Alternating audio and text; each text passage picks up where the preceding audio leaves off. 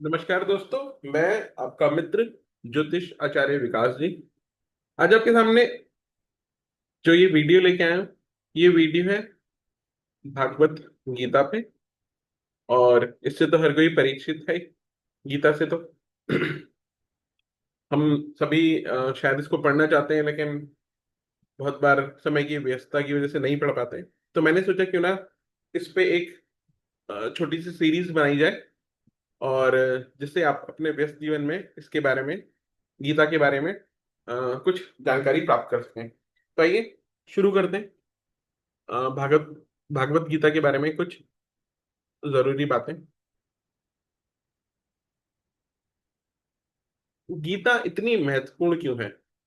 ये बहुत अ, सनातन टाइम से, मतलब बहुत पुराने समय से, प्राचीन काल से अध्यात्म स्पिरिचुअलिटी की मार्गदर्शक रही है। मतलब ये गाइड रही है स्पिरिचुअलिटी की। और बहुत पुराने समय से हमें पता ही है कि महाभारत का युद्ध कब हुआ। और कहते हैं कि गीता तो जो थी, ये पहले भी सुनाई जा चुकी थी। ये श्री कृष्ण ने तो यहाँ पे सुनाई थी, लेकिन और लोगों में ये पहले भी सुनाई जा चुकी थी। तो गीता जो है वो, उसमें बहुत गहरा ज्ञान है। और हमें यही पता है, तो ये काफी कॉम्प्लेक्स है, इसलिए कई बार हम पढ़ते हैं तो समझ में भी नहीं आता। और हमें जैसे पता है कि ये गीता खाली युद्ध से रिलेटेड नहीं है, क्योंकि हम इसको युद्ध से रिलेट करते हैं, बट ऐसा नहीं है। और क्योंकि हम इसलिए रिलेट करते हैं इससे कि हमने इसे युद्ध की पृष्ठभूमि, मतलब हमने बैकग्राउंड में हमेशा बैटलफील्ड ही देखा है। लेकिन अगर हम गीता को पढ़ें और समझे तो पता चलेगा कि गीता तो हमारे जो रोजमर्रा के युद्ध हैं, जीवन के जो रोजमर्रा के हम लड़ाइयाँ लड़ते हैं, छोटी बड़ी, उन सब में ये हमको गाइड कर सकती है ना। तो ये हमारी उलझनों, तनाव, कठिनाइयों, डेली, वीकली, मंथली लाइफ की हर क्षण की समस्या का निपटारा कर सकती है। और मजेदार बात यह कि गीता के बहुत सारे वर्जन उपलब्ध हैं। बहुत सारे महापुरुषों ने इसका अपने अपने तरह से विवेचना की है। उन्होंने अपना ज्ञान उसमें रखा है। तो ये बहुत वास्ट है, लेकिन ओरिजिनल गीता तो हमें समझ में आएगी नहीं, क्योंकि वो तो संस्कृत में लिखी है। अब हिंदी में और अंग्रेजी में उसका ट्रांसलेशन अवेलेबल है। लेकिन उसको समझाने के लिए हमें थोड़ा सा रिसर्च करना पड़ेगा, या फिर डिफरेंट जो महात्मा हुए, महापुरुष हुए, उनकी विवेचना को पढ़ना चाहिए, है ना। और मैं कोशिश करूंगा कि मैं भी कुछ थोड़ी बहुत विवेचना उन महापुरुषों की आपको शेयर कर सकूं। और ये सार्वभौमिक संदेश है। इसके जो जो गीता है वो किसी धर्म की नहीं है ना। इसको हिंदू धर्म, सनातन धर्म से जोड़ने की जरूरत नहीं है। ये तो एक जीवन को जीने का तरीका है, और जीवन के डिफरेंट प्रॉब्लम्स को टैकल करने का तरीका है। इसमें व्यवहारिक दर्शन है। तो इसमें कर्म, ज्ञान, भक्ति की बारे में बताया गया है। और ये बताया गया है कि अपना काम करते रहो, फल की चिंता नहीं करनी, है ना। कर्म ही पूजा है, पूजा ही कर्म है। तो वाली बात है। आत्म निर्णय और आंतरिक शांति, ये मन को नियंत्रित करती है, संशय को दूर करती है, और शांति अशांति के बीच में शांति का मार्ग दिखाती है। कुछ लोग, मैंने देखा है, अगर इसको बिना समझे समझते हैं, बिना समझे समझते हैं, तो वो वैराग्य की तरफ भी चले जाते हैं। तो संसारिक दुनिया में वैराग्य तो थोड़ा सही चीज नहीं है, जबकि हमारी जो जन्म हुआ है वो एक तरीके से थोड़ा वैराग्य के लिए हुआ है, अगर हम समझे तो दूसरे तरीके से। और ये भारतीय दर्शन का मूल है। अगर हम इंडियन हैं, भारतीय हैं, सनातनी हैं, तो हमें गीता तो पढ़ ही लेनी चाहिए, क्योंकि ये वेदों का जो अंत था, वेदांत थे, उसका मूल है। वेदांत के तीन जो है, तीन ब्रांचेज हैं, किताबें हैं। एक ब्रह्मसूत्र, एक गीता, और एक उपनिषद। उपनिषद भी 108 है। तो हमारे पास इतना टेक्स्ट है कि अगर हम पूरी जिंदगी पढ़ते रहें तो हम वो बुक्स ही पढ़ते रहेंगे। तो गीता एक ऐसी किताब है जहां पे हम हमारे वेद और वेदांत का सार पढ़ सकते हैं। गीता का मुख्य उपदेश क्या है? निष्काम कर्म करें। कर्म ही पूजा है। अपने जो हमें काम करना है वो हम पूरी निष्ठा से करें, और फल की चिंता ना करें, निष्काम कर्म कहते हैं इसको। आत्मा अमर है, बहुत सारे लोग नहीं मानते, लेकिन ये साइंटिफिकली प्रूफ हो चुका है। री इनकारनेशन पे काफी काम हो चुका है, और हमने री इनकारनेशन के केसेस भी देखे।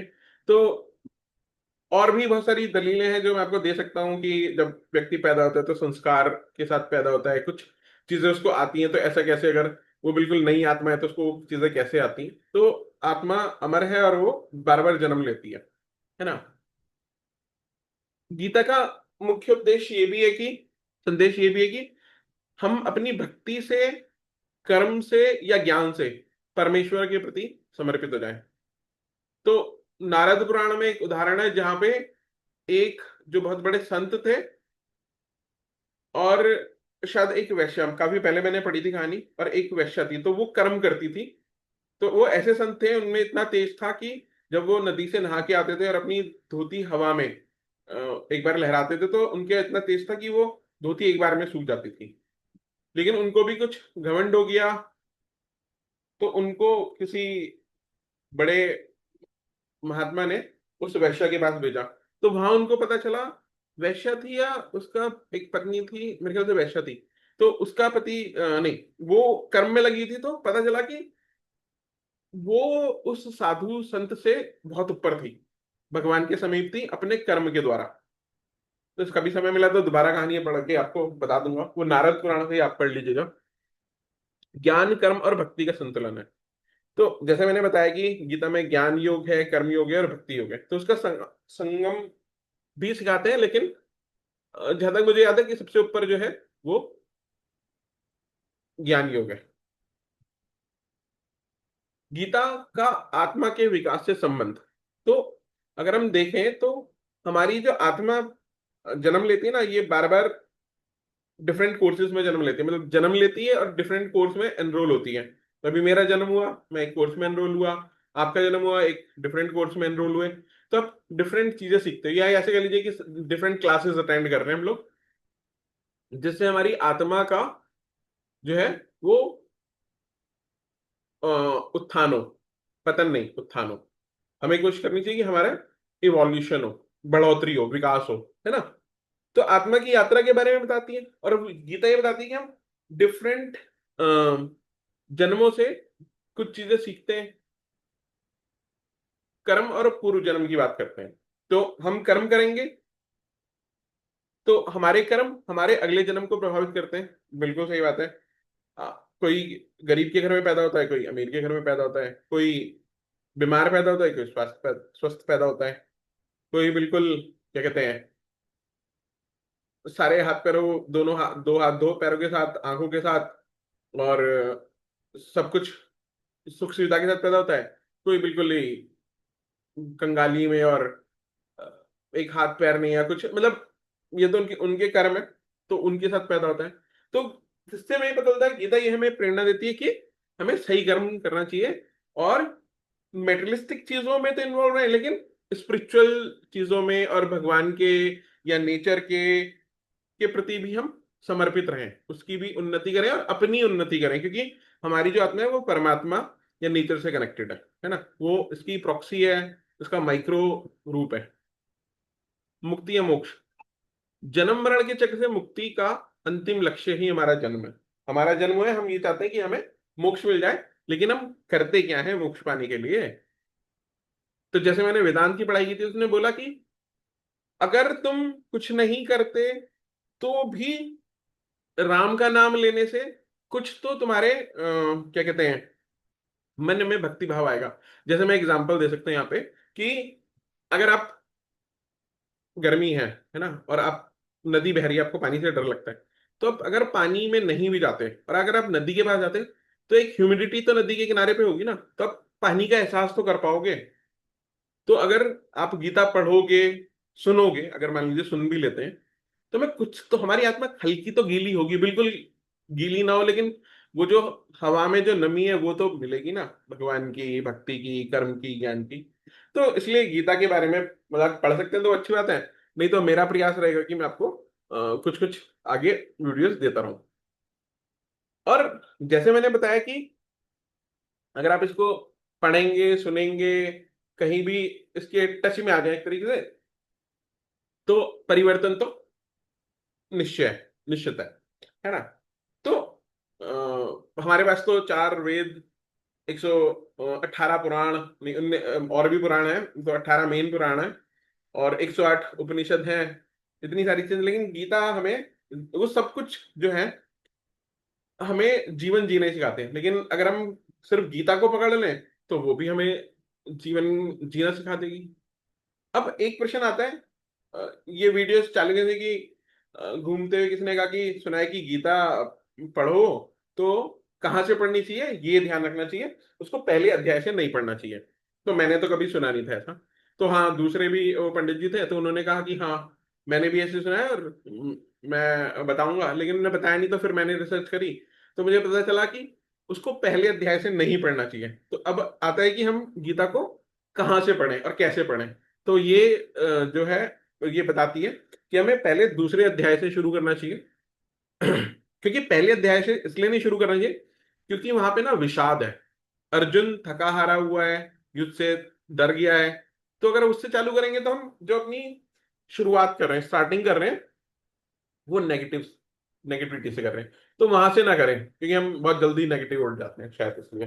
तो सेकंड चैप्टर से पहले करें, दूसरे अध्याय से, फिर तीसरे अध्याय पे जाएं, फिर चौथे अध्याय पे जाएं, फिर 12वें अध्याय पे जाएं, फिर छठे अध्याय पे जाएं, और फिर अब हमें थोड़ा सा हम संभल गए, हम चीजें सीख गए, तो पहले अध्याय पे जाएं, और फिर बाकी जो अध्याय में रह गए, पांचवा और सातवां, आठवां, नौवां, 10वां, 11वां, और फिर जो बाकी के अध्याय हैं उन पे चलें, है ना। तो दोस्तों, आशा करता हूँ कि मेरा ये छोटा सा प्रयास आपको पसंद आएगा। और अगर आपने मेरे चैनल को सब्सक्राइब नहीं किया तो सब्सक्राइब कर लेंगे, और इस वीडियो को लाइक तो कर ही देंगे, है ना। तो दोस्तों, जय श्री कृष्ण। इसी, क्या कहते हैं, जय घोष के साथ, और हम सब गीता पढ़ेंगे। मेरा प्रयास रहेगा, आप भी मुझे प्रोत्साहित करेंगे कि मैं गीता के जो कहानियां हैं, मतलब गीता के बारे में आपको ये वीडियोस बना सकूं। तो अभी मैं अपनी वाणी को विराम देता हूँ। जय श्री कृष्ण दोस्तों, नमस्कार।